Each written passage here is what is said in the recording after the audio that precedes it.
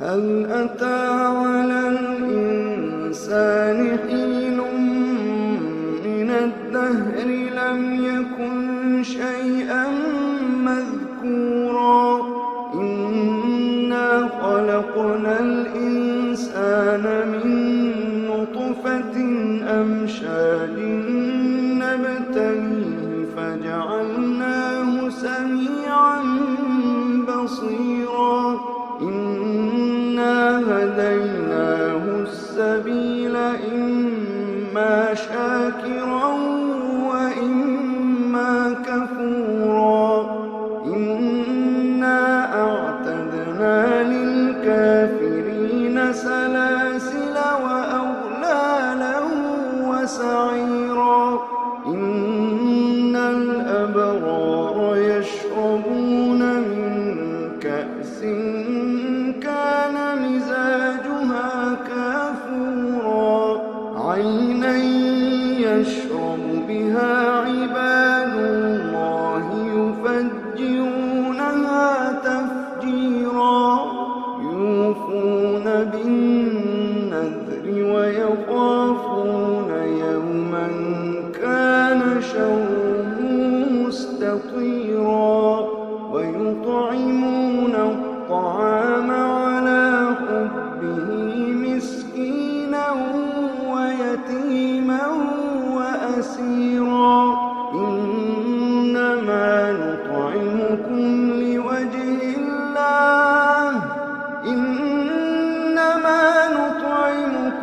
لوجه الله لا نريد منكم جزاء ولا شكورا إنا نخاف من ربنا يوما عبوسا قمطريرا فوقاهم الله شر ذلك اليوم ولقاهم نضرة وسرورا وجزاهم بما صبروا جنة وحريرا متكئين فيها على الأرائك لا يرون فيها شمسا ولا زمهريرا ودانية عليهم ظلالها وذلت قطوفها تذليلا ويطاف عليهم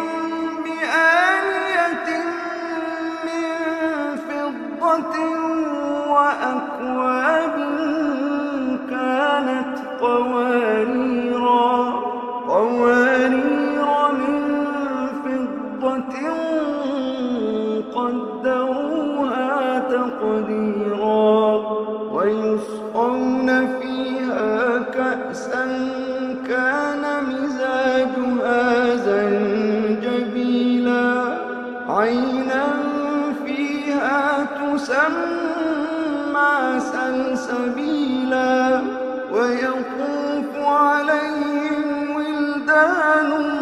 مخلدون إذا رأيتهم حسبتهم لؤلؤا منثورا وإذا رأيت ثم رأيت نعيما وملكا كبيرا عاليهم ثياب سندس خضر واستبرق وحلوا أساور من فضة وسقاهم ربهم شرابا طهورا إن هذا كان لكم جزاء وكان سعيكم مشكورا إنا نحن نزلنا عليك القرآن تنزيلا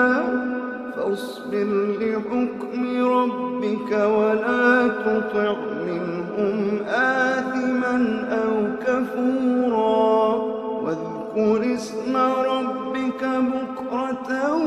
وأصيلا ومن الليل فاسجد له